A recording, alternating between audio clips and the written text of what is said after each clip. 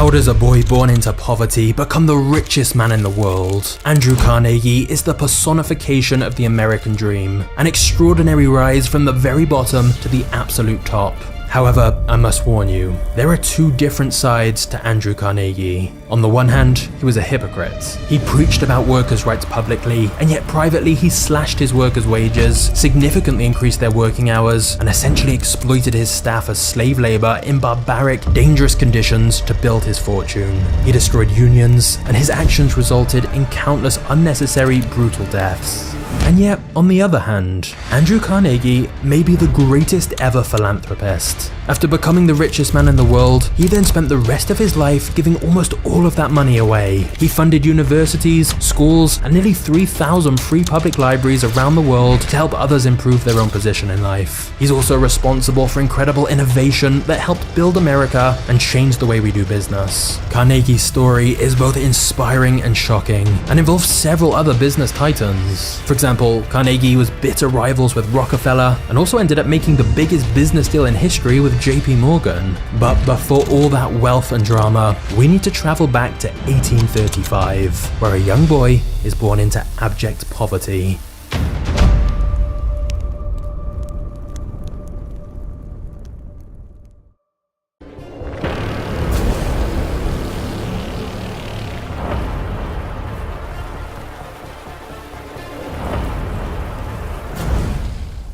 Andrew Carnegie was born in Scotland, which is the reason I'm saying Carnegie instead of Carnegie, because this is how the Scots actually pronounce it. But Andrew's start in life was depressing to say the least. His first home consisted of just one main room inside a small cottage, which the Carnegies shared with another family. Andrew's father was a loom weaver, making cloth by hand, and Andrew had expected he would do the same thing when he was older. But then along came the Industrial Revolution and steam-powered looms, which put hand weavers like Andrew's father out of business. Suddenly, the little income the family had was gone. In order for the family to have enough money to survive, Andrew's mother stepped up and began working extremely long hours repairing shoes for people in the nearby area. Meanwhile, Andrew witnessed his father begging for work, a haunting image that would stick with him for the rest of his life. But it was soon clear that there was no real prospects left for the family in Scotland, and Andrew's mother had heard stories from her sisters in America that the US was the land of opportunity. So in 1848, the family sold all of their possessions and used the money to embark on a one-way trip to America in search of a better life.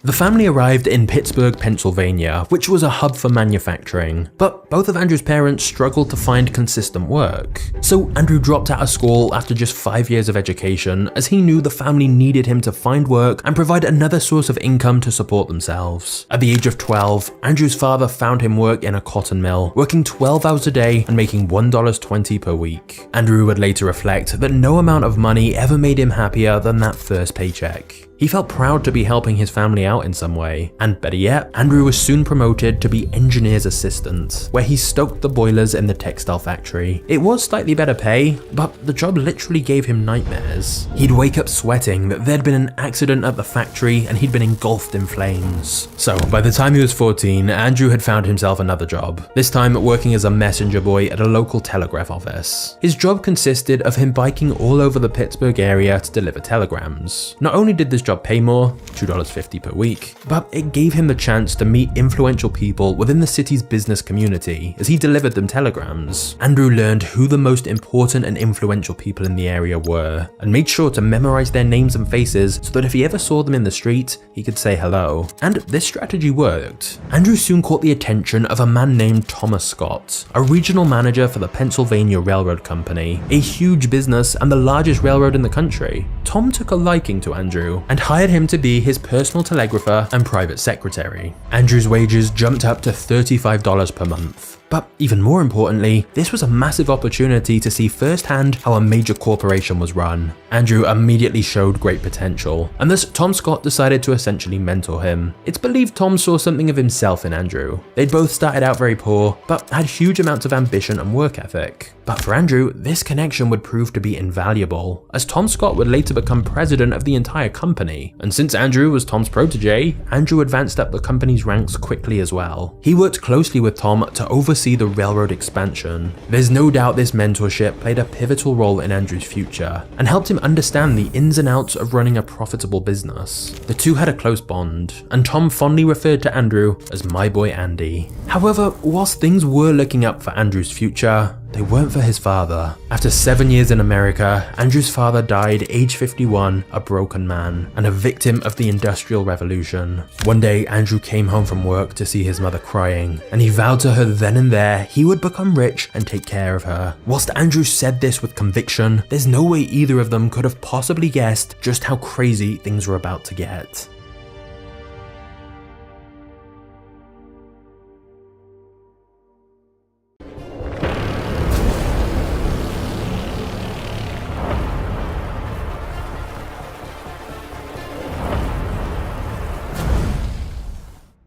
Andrew worked closely with Tom as they developed bigger cars and longer trains, meaning they could cover bigger loads and cut costs. Their railroad was also the first to keep trains moving 24 hours a day. Not only was Andrew learning a lot about business, but also about money. One day, Tom approached Andrew and told him to buy shares of a stock called Adams Express. It very quickly shot up in value, and it was the first time Andrew had made money so easily without doing any actual work. Now, this was blatant insider trading, of course, but Tom instilled in Andrew the idea of your money working for you, rather than you doing manual labor for money like Andrew had been used to. As Andrew continued to rise through the ranks at the railroad company, aided by his mentor, he was becoming increasingly well off, which meant that when the American Civil War came around in 1861, Andrew paid a substitute to take his place on the battlefield rather than fighting himself. By 1865, when he was 30 years old, Andrew was making more than $50,000 a year. However, Andrew was always looking for that next big opportunity, and so at this point, he decided it was time to leave the Pennsylvania Railroad and head to New York City with his mother, where they got a suite at one of New York's most fashionable hotels. Finally, he could give his mother a true taste of luxury. Once he got to New York, he began managing a business called the Keystone Bridge Company. That's because whilst working for the railroad, Andrew had foreseen the need for iron bridges to replace wooden bridges, and so he capitalized on the opportunity. However, the Keystone Bridge Company didn't just build bridges. Andrew made sure to apply the lessons he'd learned from his mentor and vertically integrate production,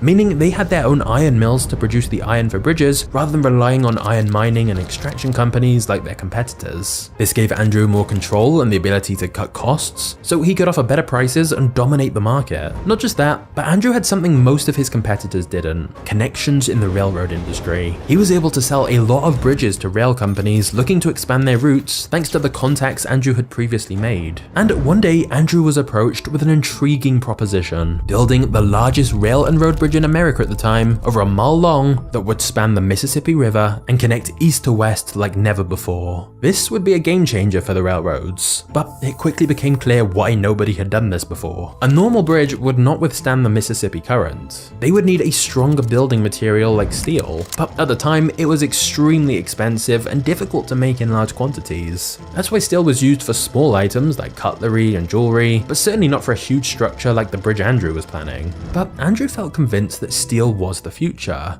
If they could find a way to make steel cheaper, it could revolutionize not just bridges, but all kinds of different buildings. Andrew became fixated on the idea. He looked out across the Mississippi River and could envision his creation. He knew big rewards required risk, and so he threw himself fully into the project and began seeking a way to produce large quantities of steel. He traveled all around the country to different steel mills and chemists to try and learn everything he could. For a while though, it seemed like a lost cause, until someone finally introduced him to an English inventor called Henry Bessemer. Bessemer had created a new way of refining steel from molten pig iron that was much more efficient and cost effective. The Bessemer converter, which was a pear-shaped furnace, allowed for the mass production of steel on a scale never seen before. It cut the time to manufacture a single steel rail from 2 weeks to 15 minutes, something that was previously believed to be impossible, and it was exactly what Andrew needed. It would still be expensive to set everything up, of course, but Andrew saw the potential and invested almost everything he had had in this new technology from Bessemer and began to adapt it to his needs. He was willing to invest heavily in building a gigantic steel production plant, something very few other entrepreneurs were willing to take a gamble on. But Andrew just had pure belief in the idea and went all in. Once he'd also got some additional investors to help him finance it, Andrew wasted no time in setting up his first steel mill using these Bessemer converters that could produce large volumes of steel. And after years of grueling work, the bridge over the Mississippi River was successfully built, the first ever steel structure of this size. It was a huge accomplishment, but there was one big problem.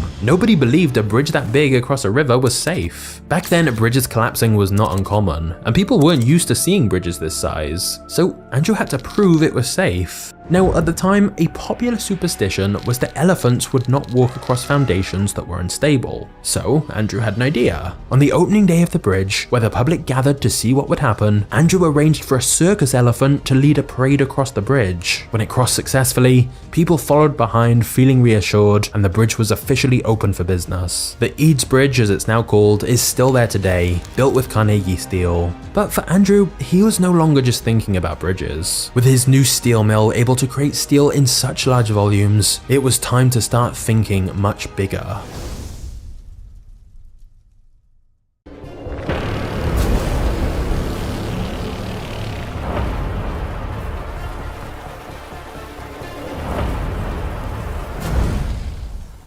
Thanks to Andrew's steel mill and the Bessemer process, it was now possible to create large structures from steel. And initially, Andrew's biggest customer was the railroads, since they were eager to replace both their bridges and rail lines with steel now that it was affordable, as it was a stronger and more reliable material. Knowing that the railroads would be such a big customer, Andrew made a very unusual but strategic decision about the name of his first steel mill. Rather than naming it after himself, he instead called it the Edgar Thomson Steel Works, named after the president of the Pennsylvania Railroad. Andrew hoped naming it after one of the most influential men in the entire railroad business would show his public appreciation for the rail industry and help bring in more customers. And he was right. Almost immediately, Edgar Thomson himself ordered 2,000 steel rails from Andrew's Steel Company. However, part of the reason Andrew was able to produce steel at a more affordable price was that his steel plant was ruthlessly efficient. From his poor upbringings, he'd learned the value of tracking every penny, and this frugality stayed with him as he ran his steel business. His motto was, watch the costs and the profits take care of themselves. Unfortunately, one of the key ways to save money was cutting labor costs and extracting the maximum value from every worker. Thus, Andrew had his employees working 12 hours a day, 7 days a week. He gave his men just one holiday per year, the 4th of July. Every other day it was grueling work.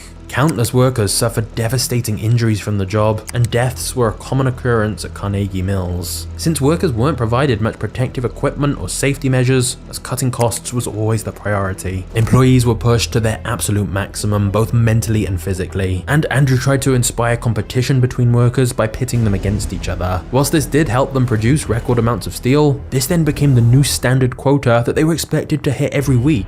If they didn't, they were fired. Needless to say, employee turnover was high as the job broke many of the staff. That worked for Andrew though, as he deliberately made sure the production used unskilled laborers doing repetitive tasks so that the labor was easily replaceable. As a result, the workers couldn't take any pride or craftsmanship in their work and felt dehumanized. Of course, some context is important. In the 1800s, it's not like Andrew Carnegie was the only one to try and push workers to their limits for low wages. But Andrew definitely prioritized efficiency and cost cutting above all else.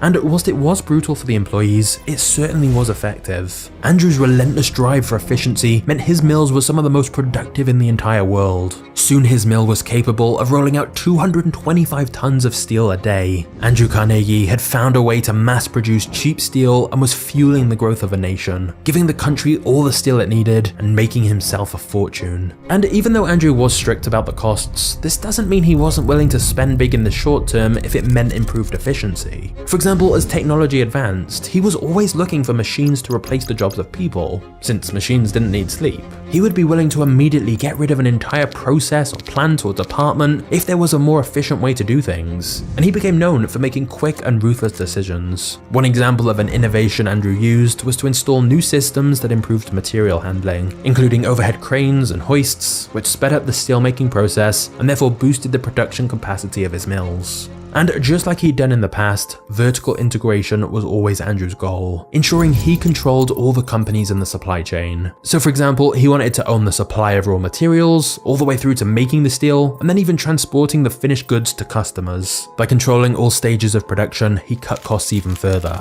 Interestingly though, at age 33, Andrew wrote himself a letter vowing to only work for 2 more years, and then devote the rest of his life to benevolent purposes. He wrote, "Simply making more money must degrade me beyond hope of permanent recovery." However, I'm sorry to say that 2 years later, Andrew would not only still be working, but he'd be surrounded by more controversy than ever before.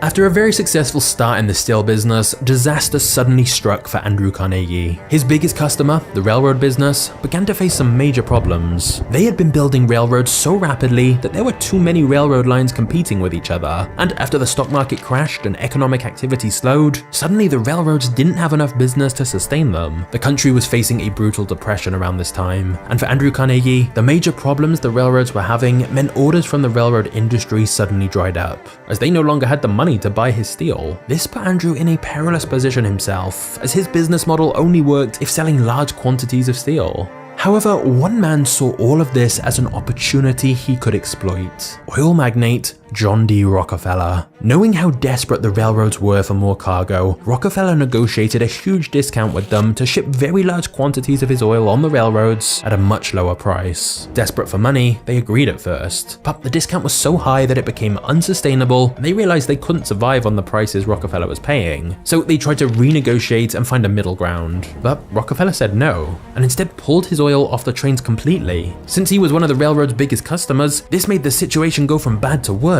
and many rail companies went bankrupt. One of those most in trouble was Andrew's old mentor, Tom Scott, who'd invested in multiple railroads that were now struggling badly. And so Tom approached his old protege, Andrew Carnegie, and this time instead of giving help, he was asking for help. He knew Andrew had gone on to become wealthy through the steel business, and he asked Andrew to invest in his struggling rail company so he wouldn't go out of business. You would think Andrew would be very keen to repay his old mentor who had done so much for him, but Andrew turned him down, saying he couldn't help because all of his money was tied up in manufacturing. Tom left devastated, and his business never recovered. He died not long after. The man who had once meant more to Andrew Carnegie than anyone else in the world was now gone. As he stood at Tom Scott's grave in 1881, rain pouring down, Andrew believed one person was responsible for the death of his mentor, Rockefeller. Maybe it was just Andrew's way of not accepting any responsibility himself, but Andrew became convinced Rockefeller drove Tom Scott to his grave, and Andrew wanted revenge. A rivalry was born, the King of Oil versus the King of Steel. Whilst this rivalry was mostly bitter, there was a slightly more humorous side too, as the two men would send each other passive-aggressive Christmas gifts. One year, Rockefeller sent Andrew a cheap paper vest to rub it in that he came from poverty as a poor immigrant. In return, Andrew sent Rockefeller a bottle of fine whiskey, knowing that he completely abstained from alcohol and was a devout Baptist, which meant he couldn't even give the alcohol away. But in many ways, having a rival spurred both men on to be even more ambitious to try and beat the other. Andrew became determined to become wealthier than Rockefeller and avenge his mentor. With the railroad industry going through a tough time, Andrew pivoted slightly when he noticed a new market he could take advantage of. He was witnessing unemployed Americans flooding to big cities like Chicago and New York in search of work. And once again, Andrew saw the future, using steel to build skyscrapers, since big cities needed more buildings and offices, and steel would allow them to build much taller, more secure structures. So, Andrew's steel company began building tens of thousands of skyscrapers, and very quickly the landscape of America completely changed thanks to Carnegie Steel. This of course meant Andrew's profits began to increase rapidly. But although Andrew was making profits of over $1.5 million a year, his personal fortune was still much smaller than Rockefeller's. He needed a way to become even more profitable, and the good news was that he knew of a man who could help. The bad news was this partnership would have devastating consequences.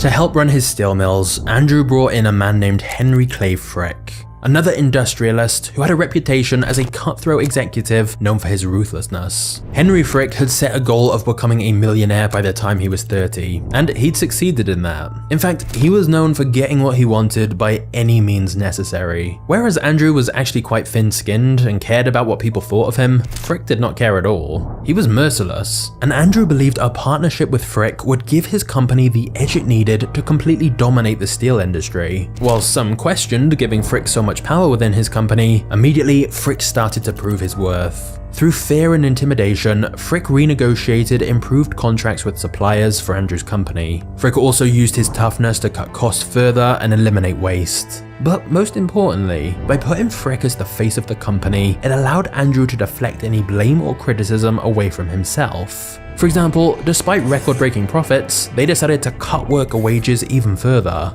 But Andrew made out like it was Frick's decision, and it was Frick who delivered the news. Likewise, Frick had a reputation for breaking up unions and stamping out any efforts for workers to band together. And sure enough, most of Carnegie's steel mills had no unions. So basically, Frick acted as a barrier between Andrew and unpopular or controversial decisions. He got Frick to do those kind of jobs like cutting salaries and extending working hours. And thus, as a combined team, Andrew and Frick were a powerful force. One example of their ruthlessness is what they did to a rival steel plant called Duquesne Steelworks. Duquesne had begun to beat Andrew at his own game, using innovative technology and systems to cut costs. And Andrew was concerned by this competition, and knew it was going to be hard to win in a fair fight. So, with the help of Frick and their combined contacts, Andrew spread a rumor that Duquesne Mill was producing defective steel. He circulated a note to various railroads warning them not to use steel from Duquesne Works because it lacked what he called homogeneity. Now, nobody knew what this term actually meant, but it didn't sound good.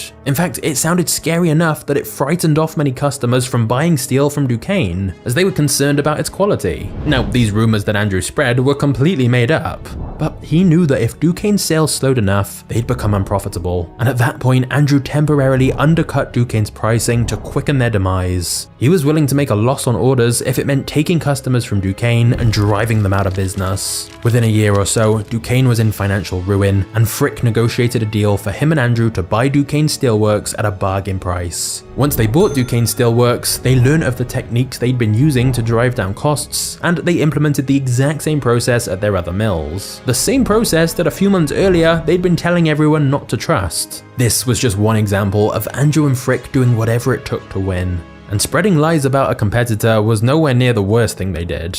But we'll get to that.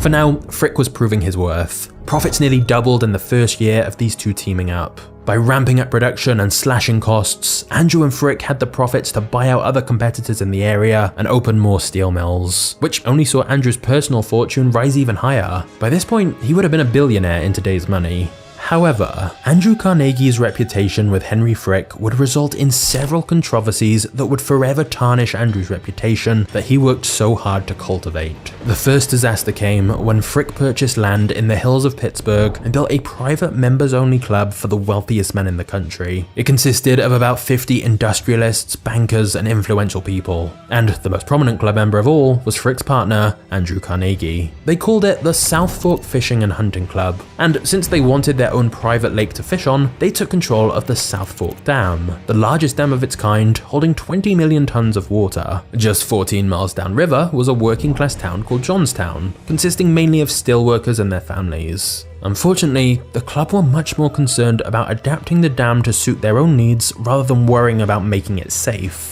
Thus, they made changes like leveling off the top to make room for a road, and also lowering the dam by several feet. This completely went against the safety advice they were given. In fact, local officials begged Frick to strengthen the dam, but the club didn't seem to care. They wanted their fishing and hunting club to be perfect. It won't surprise you to hear that in 1889, when a rainstorm came along, the dam breached, sending millions of gallons of water to the towns below. 2,209 people were killed, including 400 children. Bodies would be found for years to come, as many bodies washed hundreds of miles away. The Johnstown flood was the worst man-made disaster in the United States at the time, and the club used their money to ensure they weren't held accountable. Now, it should be stressed that Andrew Carnegie was simply the most prominent member of this club. there's no indication he himself was directly involved in anything to do with the dam, but Andrew did help sweep the whole thing under the rug to protect Frick. And just Andrew's close connection to Frick and his involvement with the club was enough to tarnish Andrew's reputation in the media. There was understandably public outcry over the negligent actions of this ultra-wealthy club whose modifications to the dam had seemingly helped cause this tragedy. And unfortunately for Andrew, this was just the very beginning of the controversies he'd be involved with. Things were about to get much worse.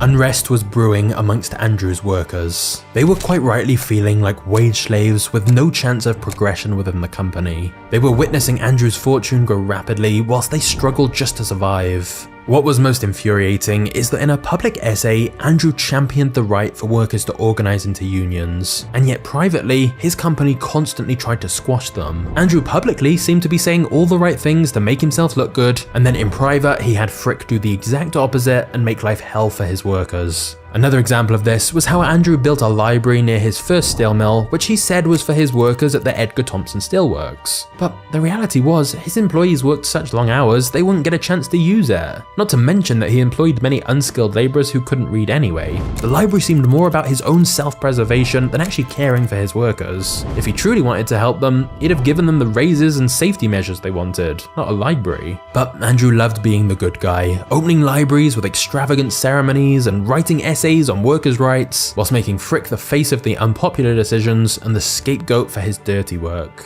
Luckily, Frick didn't seem to care much about his own image. In fact, perhaps relished in his ruthless hardman reputation. But since the Edgar Thomson steel mill was such a huge success, Andrew had bought another steel mill, Homestead, and he invested heavily into this new steel plant, enabling it to produce vast quantities of steel. But at first, labour costs had not been optimized, as he put it. Many of the employees were part of a union called the Amalgamated Association of Iron and Steel Workers. However, their contract was up for renewal soon, and given the steel industry was doing well and the plants were so profitable, this union wanted to ask for a wage increase. Obviously, Andrew had no intention of doing that. What he did say was that he was considering building a library near Homestead steel plant if they were good partners, and what he really meant by that was he'd build it if the workers gave up their affiliation with trade unions. The problem Andrew had was that he was trying to rebrand his image from oppressive billionaire to champion of workers' rights. So as negotiations approached with the union, he put Frick in charge to handle it. Andrew told Frick he had his full support to do what was needed.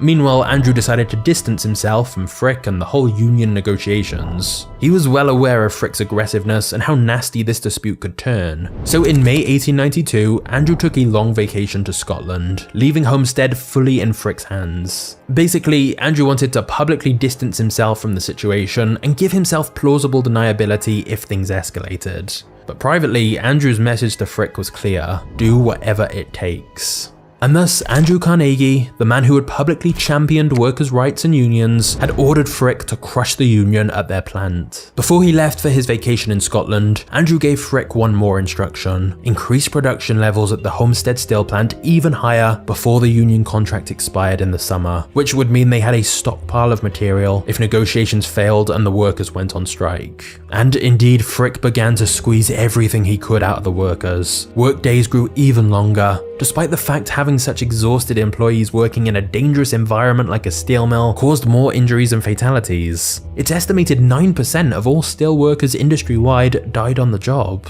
But the Homestead workers were pushed harder than ever, spending half their lives in dreadful conditions for low wages, witnessing their colleagues have accidents or die. They were working longer hours for no pay increase, and the workforce was united. This could not continue. With their current contract about to expire, the union said they wanted a pay increase and improvement in safety conditions. Unfortunately for them, they were dealing with Henry Frick, who immediately countered their proposals with a 22% wage decrease and said that they had to break up the union to continue working at the plant. Just imagine that for a moment. You know how well the owners of the steel plant are doing, but they're now suggesting you work more hours for less money when you're already on very low pay to begin with. But Frick and Andrew believed that when faced with the ultimatum of no work at all, the workers would give in. But they were wrong. The workers decided enough was enough and they refused Frick's demands. The workers actually tried to contact Andrew, since he was the main owner of the mill, and publicly he'd been supporting unions and workers. So surely Andrew wouldn't stand by and let Frick do this, right? But conveniently, Andrew was unreachable from his vacation in Scotland. At least, he was unreachable to the workers and the press. But from his castle in the Scottish Highlands, Andrew was still in communication with Henry Frick. So he was aware of what was happening. He wrote Frick multiple letters in which he said, "Mr. Frick, no doubt you will get Homestead right. You can get anything right with your mild persistence. We all approve of anything you do. We are with you to the end." So privately, it was extremely clear whose side Andrew was on. And with the union not backing down, on June 25th, Frick announced he would no longer negotiate with the union and only deal with workers individually. The union actually said they were willing to compromise on pretty much all of Frick's other demands, but insisted they were allowed to keep their union. However, Frick had no interest in compromises. He wanted to win. So on June 29th, on orders from Andrew, Frick closed down the steel mill and locked the workers out. Both Andrew and Frick believed within a couple of days the workers would buckle and agree to disband their union, and then go back to work with no pay increase. If the workers didn't back down, Frick said he would replace the Homestead workers with non-union immigrant workers who would take their jobs. As Andrew and Frick figured, the workers would rather keep their jobs than their union, and some money was surely better than no money. Of course, shutting down the mill for a couple of days wasn't ideal, but remember, Andrew and Frick had already prepared for this, as they'd stockpiled materials in advance by pushing workers harder than ever in the months prior. What they hadn't prepared for was just how united the workers were. They'd reached a breaking point, as they'd given so much of themselves to the mill that they deeply believed they were entitled to at least some of its success. Thus, the workers went on strike, and thousands of Homestead workers seized the mill. They barricaded themselves in front of the Homestead Steelworks, preventing Frick bringing in any replacement workers to take their jobs. As a result, steel production remained halted, as the plant was surrounded by striking workers. Of course, Frick was not someone to back down easily. Andrew Carnegie's words were still ringing in his mind: "Win at all costs. We are with you to the end." And therefore, Frick hired a private mercenary army called the Pinkertons to escort his new immigrant workers to the factory. The Pinkertons were basically hired guns, the muscle to get the striking workers to stop barricading themselves in front of the Homestead steel mill. On the 6th of July, 1892, 300 Pinkerton men arrived on barges from across the lake, armed with guns. Of course, Frick's decision to bring in what was essentially a private army meant this quite literally was war. But Frick was confident this show of force would be enough to get the striking workers to give in. However, as the Pinkerton army arrived by boat, workers stationed along the river spotted them and alerted the thousands of strikers that they needed to go and grab any weapons they could from the town. The workers rushed to find anything they could: stones, knives, clubs, anything. And as the Pinkertons got to the shore, one of the striking workers urged them not to step off their barge. They said the strikers had weapons of their own and this would turn ugly. They pleaded with the Pinkertons to simply turn away, but the Pinkertons had their orders from Frick, and the instruction was clear: take back control of Homestead.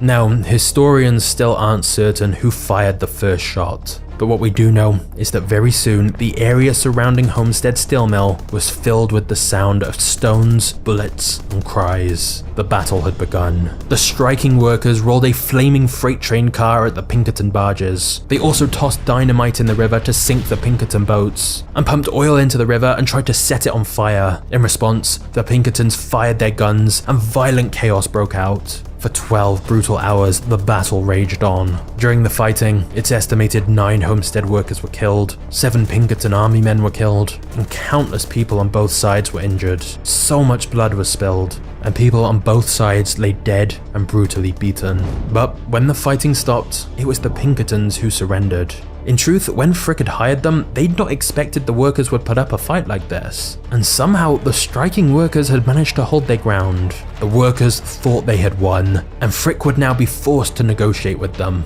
But they were wrong.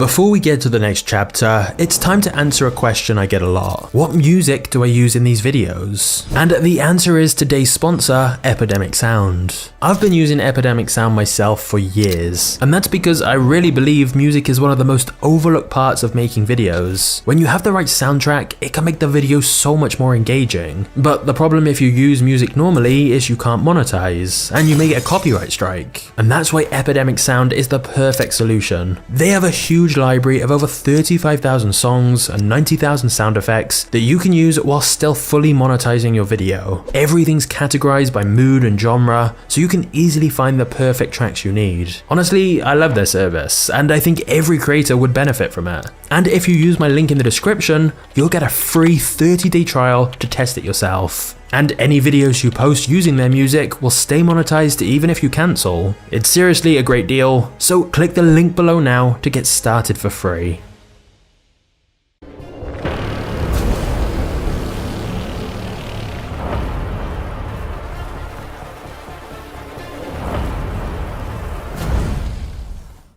Hearing of the violence at Homestead, the Pennsylvania government sent in the state militia to restore order. 8,000 troops came to intervene and resolve the situation. However, their resolution was to reclaim the mill for Carnegie Steel. This time, the workers were massively outnumbered and they were forced to leave. This meant that Frick was able to reopen the steelworks and bring in his cheaper replacement workers, and thus many of the original Homestead workers were out of a job. In fact, as a result of this, some of them would not have just lost their jobs, but their homes, everything. And of course, several had literally lost their lives. Some of the original Homestead workers were able to stay on still, but with lower pay, longer hours, and the same lack of safety. They also had to agree to ironclad contracts that made workers give up their rights to be part of a union. The result of the Homestead strike would mean that there would be no steelworkers union for another 45 years. It was one of the pivotal moments in American labor history, and a huge victory for Andrew Carnegie and Henry Frick.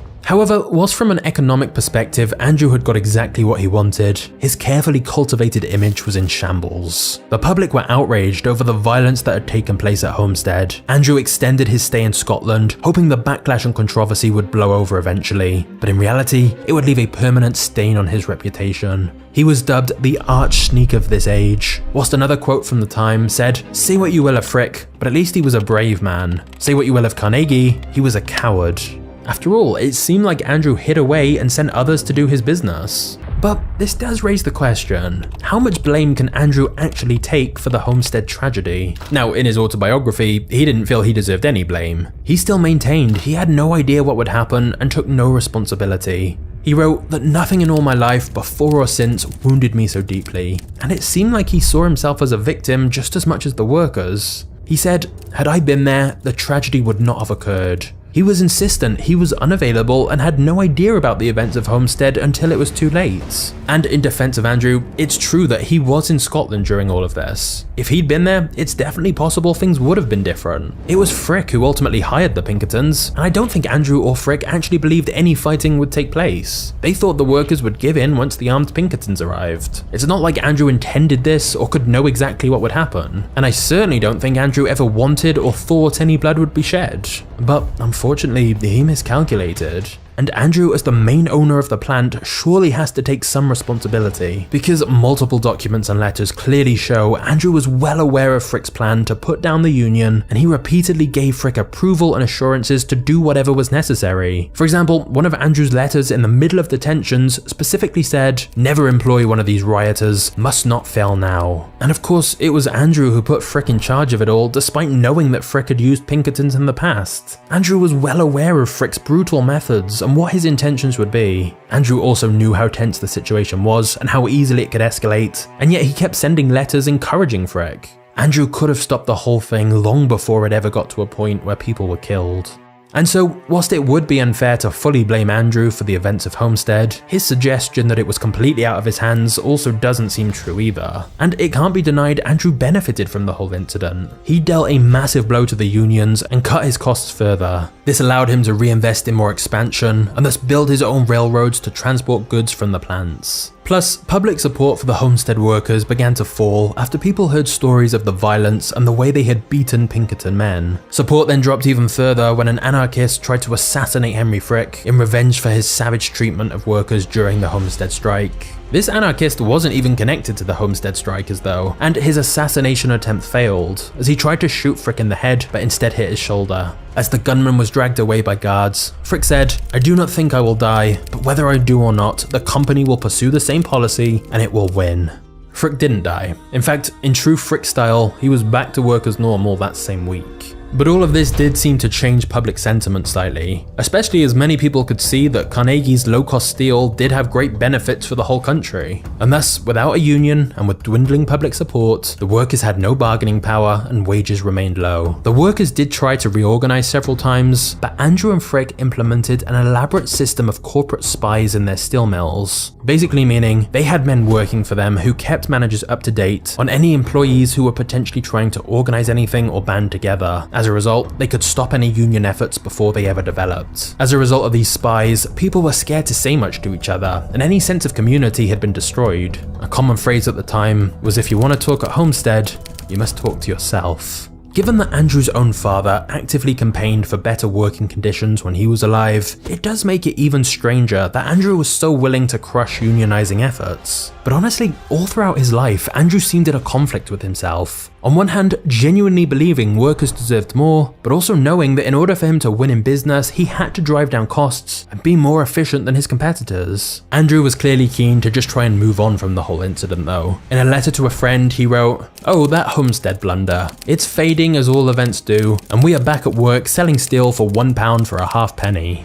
A few years later, Andrew did return to Homestead though, to open a large building with a library, concert hall, swimming pool and gym. When opening it, he said, "By this meeting, all the regretful thoughts, all the unpleasant memories are forever in the deep bosom of the ocean buried. Henceforth, we are to think of Homestead as we see it today." The building was magnificent, but the notion that it made up for all the damage caused was laughable, and was more like Andrew was trying to convince himself than anyone else. Andrew also began telling newspaper reporters that if he'd been around during the Homestead strike, none of this would have happened. He said he had respect for his workers and there'd never have been any bloodshed on his watch. The implication was clear. Frick was to blame for what happened. Understandably, Frick was outraged when he realized that Andrew was trying to lay all the blame on him. He snapped at Andrew, saying he was sick of his hypocritical articles and absurd interviews. "Why was he not manly enough to say to my face what he said behind my back?" Frick asked. "I have stood a great many insults from Mr. Carnegie in the past, but I will submit to no further insults in the future." From there, the relationship between these two men only deteriorated further. There were several incidents where the men clashed over the handling of situations within the business, and it ultimately led to Frick resigning as chief executive. This only caused more issues though, as there was then a dispute over how much Frick should be paid for his shares. Frick felt Andrew was trying to rip him off by using a share value far below the real market rate. In their final meeting together, he told Andrew, "For years I've been convinced that there is not an honest bone in your body. Now I know that you are a goddamn thief." Frick ended up suing for the market value of his shares in the company, and Frick's lawsuit was one of the most high-profile private lawsuits in American corporate history. This court battle got lots of attention in national newspapers. After all, it was a great story. Two titans of industry who had once been partners, now going at each other. A revenge tale filled with betrayal and deceit. The lawsuit also meant financial details of the company were revealed, as until then, no one had any idea how profitable Carnegie Steel had become. Turns out, it was on track to make around $40 million in 1900, equivalent of around $1.4 billion in today's money. Andrew and Frick had deliberately kept these numbers secret because they knew it would spark criticism from union leaders and politicians. And so, in order to avoid more private details being revealed in court, a settlement was reached with Frick where he got bought out for $31.6 million, and in return, he gave up any management role in the company and withdrew his lawsuit. From then on, the two men kept apart and never met up again. But Frick seemed to enjoy taunting Andrew from afar. For example, he would send Andrew messages mocking him for any bad business decisions he made. Frick told him, "Your management of the company has already become the subject of jest." In later years, Frick even commissioned a building right next to one of Andrew's buildings. Frick insisted his building be taller than Andrew's though, so that Andrew's building was quite literally in its shadow. The two men who had once dominated the steel industry together had ended their partnership on extremely bitter terms, both men feeling that the other one had betrayed them.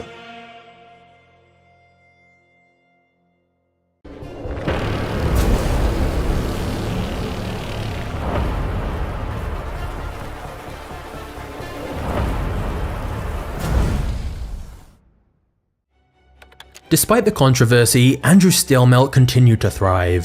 In fact, by the turn of the 20th century, Andrew's company produced more steel than the entire country of Great Britain. However, as Andrew was now approaching his 70s, he wanted more leisure time with his family. Andrew's wife was desperate for him to sell his business so they could spend the last part of their lives together without Andrew being constantly immersed in work. And thus, after so many years of building his steel empire, Andrew was now open to the idea of selling it. The issue was that it was so valuable, there weren't many people who could afford to buy it. There was one man who showed a keen interest though, an extremely wealthy financier named John Pierpont Morgan.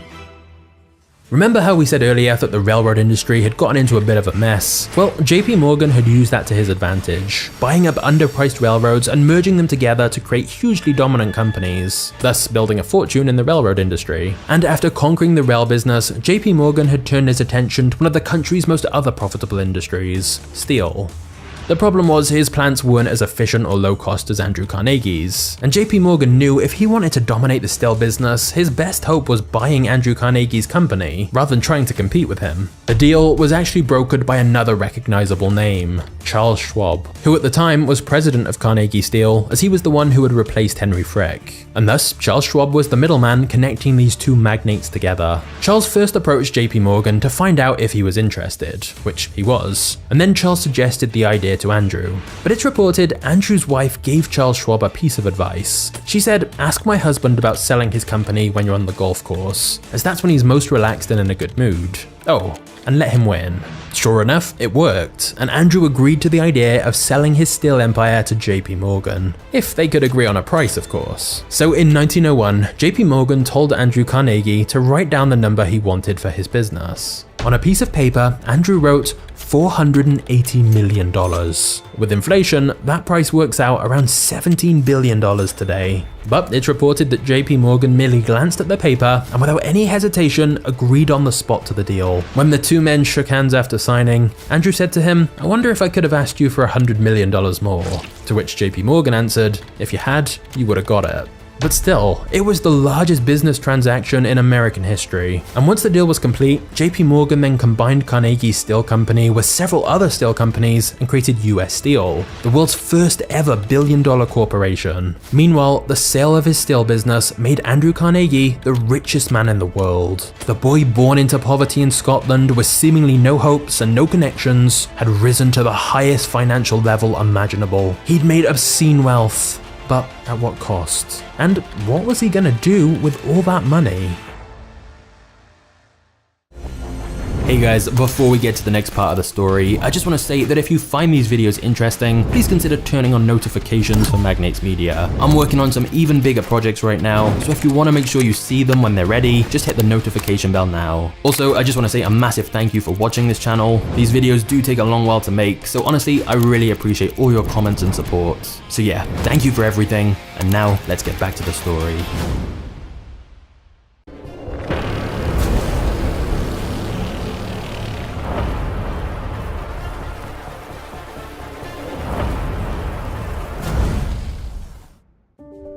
Andrew wanted to be remembered for the good he'd done, and began giving money away at a rate which perhaps nobody else ever had. After selling his steel empire to JP Morgan, he separated himself from the world of business, and his full-time job became giving away his vast amount of wealth. However, Andrew didn't like charity. He felt just giving people money directly wouldn't actually improve their position in life, which is why his biggest focus was on education. He'd only had 5 years of schooling himself, but he said that education was the main driver of his financial success. Thus, he used his money to set up over 2,500 libraries across many different parts of the world. He also set up and funded museums, schools, and universities. For example, even today, there's Carnegie Mellon University named after him. And to be fair, it wasn't all self-promotion. For example, only about 500 of the libraries he set up had his name on. The rest weren't named after him. He just gave them grants and funding. Likewise, Carnegie Hall is one of New York's most recognized landmarks. But in 1891, when Andrew donated the building, it was simply known as the Music Hall, and they only decided to name it after Carnegie after he died. So it wasn't his request for the building to be named after him. In other words, to dismiss Andrew's generosity as purely about self-preservation or ego, I think is unfair. He genuinely did want to make an impact and help people. He also didn't believe in passing on wealth down the generations, as he felt inherited fortunes were squandered and that the heirs used the money self-indulgently and irresponsibly. And so whilst he made sure his family would be comfortable, he didn't leave them with much money. Instead, he stated, "The parent who leaves his son enormous wealth generally deadens the talents and energies of the son." Instead, Andrew ensured almost all of his money was given away. By the time of his death, he'd already given over $350 million. And when he couldn't give the money away fast enough, he created the Carnegie Corporation to give away the remainder of his wealth for him after he was gone and ensured it went to worthy causes. Still to this day, the Carnegie Corporation continues to do philanthropic work in his name. In his very final years, Andrew then devoted his energy to trying to keep world peace. Seriously, at one point he essentially tried to bribe the Germans to stop World War I, and he tried to get world leaders to work together and avoid war of any kind. So considering all of the good he did in his later life, how should we feel about Andrew Carnegie? Many choose to view his donations more cynically. For example, you could argue Andrew's philanthropy was because of a guilty conscience. From his involvement in the club that caused the Johnstown flood, to the tragedy of Homestead, to the poor working conditions, to the abusive treatment of his workers, and the endless injuries and deaths at his plants, it's possible he saw philanthropy as atonement, his way of trying to put things right. Others believe his philanthropy was more about self-preservation, ensuring his name would live on and be remembered fondly via foundations, charities, and buildings he set up. Essentially that he was more concerned about leaving behind a positive legacy. And others even think that his rivalry with Rockefeller played a part. They were so competitive that as they got older, they seemed to be competing who could give away more of their money and be the bigger philanthropist. However, whilst all of these things may be a factor, it does seem Andrew genuinely did want to help people. He often repeated the line that the man who dies rich dies disgraced. In fact, in his article called The Gospel of Wealth, he described how he felt the wealthy had an obligation to use their fortune to improve society as a whole. The article was very influential, and Andrew is often credited with having established the precedent of corporate philanthropy, inspiring future billionaires to think more about giving their money away too. And so it's only fair to stress that Andrew did do a lot for humanity. Firstly, by significantly improving the supply and efficiency of steel and helping to build so much, and then by giving away more money than any of us could ever dream of. His vast donations towards education have no doubt helped countless people and had a very positive impact on the world. Does that make up for everything he did? Opinions will vary on that. But in his own way, it's possible he felt the treatment of his workers was necessary in order to build a fortune which he could then give away, that the end justifies the means. And if he hadn't done that, would an even more ruthless businessman have just done the same but then kept all the money for themselves? One thing is for sure though, as with so many of these business stories, it's never black or white, and people aren't simply good or bad. There's always so much more nuance to it. But what I will say is it's rare to find someone quite like Carnegie who simultaneously did so much good whilst also causing so much damage. And so I'd genuinely be curious to hear your overall thoughts on Carnegie in the comments. But first, Andrew had one final thing to do before he died.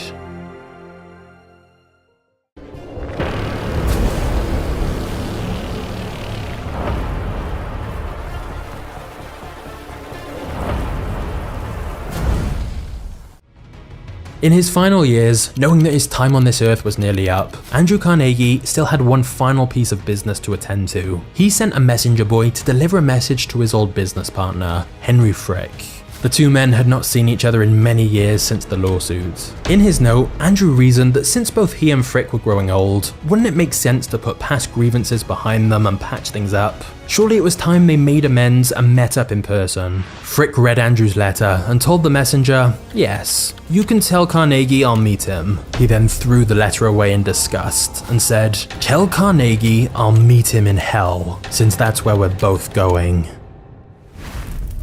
Okay, now that you know Carnegie's story, it's time for the sequel. Let's find out how JP Morgan built his empire, and what he did after purchasing Carnegie Steel Company. Just click the thumbnail on screen, and I'll see you there in a second.